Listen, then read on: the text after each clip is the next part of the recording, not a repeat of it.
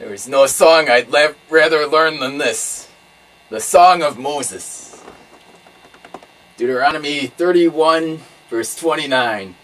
For I know that after my death, you are sure to become utterly corrupt and to turn from the way I have commanded you.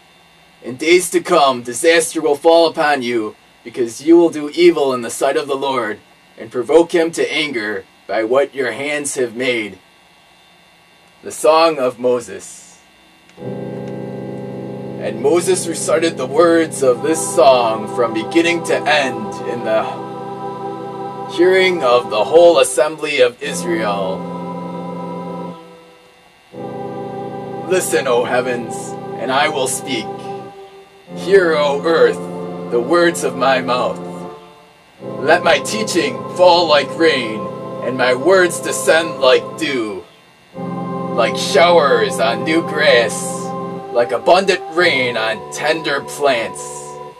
I will proclaim the name of the Lord. Oh, praise the greatness of our God. He is the rock. His works are perfect, and all his ways are just. A faithful God who does no wrong. Upright and just is he. They have acted corruptly towards him. To their shame, they are no longer his children, but a warped, crooked generation. Is this the way you repay the Lord, O foolish and unwise people? Is he not your Father, your Creator, who made you and formed you? Remember the days of old. Consider the generations long past. Ask your father, and he will tell you. Your elders, and they will explain to you. When the Most High gave the nations their inheritance, when he divided all mankind, he set up boundaries for the peoples according to the numbers of the sons of Israel. For the Lord's portion is his people, Jacob his allotted inheritance. In a desert land he found him. In a barren and howling waste, he shielded him and cared for him. He guarded him as the apple of his eye. Like an eagle that stirs up its nest and hovers over its young, that spreads its wings to catch them and carries them on its pinions. The Lord alone led him. No foreign god was with him. He made him ride on the heights of the land and fed him with the fruit of the fields. He nourished him with honey from the rock and with oil from the flinty crag, with curds and milk from herd and flock, and with fattened lambs and goats, with choice rams of Bashan, and the finest kernels of wheat. You drank the foaming blood of the grape. Jeshurun grew fat and kicked. Filled with food, he became heavy and sleek. He abandoned the God who made him and rejected the rock, his Savior.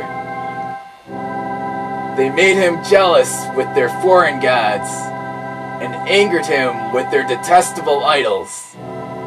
They sacrificed to demons which are not God, gods they had not known, gods that recently appeared, gods your fathers did not fear. You deserted the rock who fathered you. You forgot the God who gave you birth. The Lord saw this and rejected them because he was angered by his sons and daughters. I will hide my face from them, he said, and see what their end will be. For they are a perverse generation, children who are unfaithful. They made me jealous by what is no God, and angered me with their worthless idols. I will make them envious of those who are not a people. I will make them angry by a nation that has no understanding. For a fire has been kindled in my wrath, one that burns to the realm of death below. It will devour the earth and its harvest, and set afire the foundations of the mountains. I will heap calamities upon them, and spend my arrows against them. I will send wasting famine against them, consuming pestilence and deadly plagues. I will send against them the fangs of wild beasts, the venom of vipers. They glide in the dust. In the street, the sword will make them childless. In their homes, terror will reign. Young men and young women will perish. Infants and gray-haired men, I said I would scatter them and blot their memory from mankind. But I dreaded the taunt of the enemy, lest the adversary misunderstand and say, "Our hand has triumphed. The Lord has not done all this."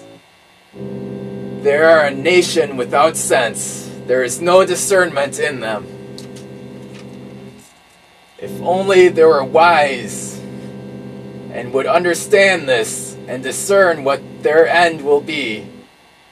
How could one man chase 1,000 or two put 10,000 to flight, unless their rock had sold them, unless the Lord had given them up? For their rock is not like our rock, as even our enemies concede.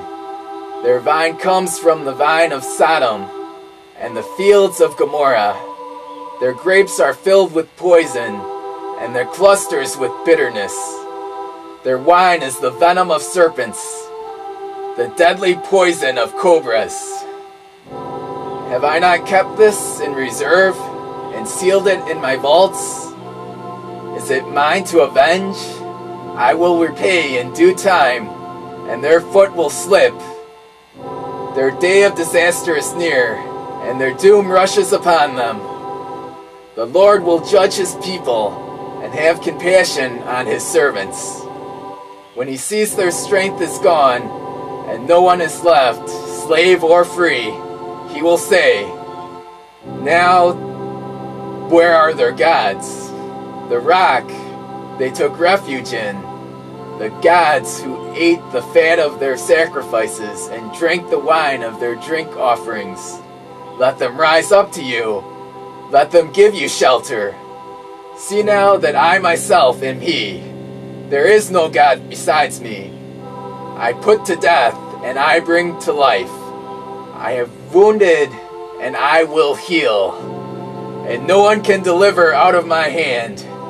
I lift my hand to heaven and declare, as surely as I live forever, when I sharpen my flashing sword, and my hand grasps it in judgment, I will take vengeance on my adversaries, and repay those who hate me.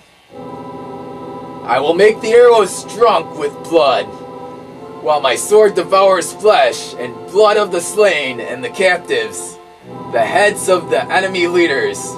Rejoice, O nations, with his people, for he will avenge the blood of his servants, and he will take vengeance on his enemies, and make atonement for the land and people.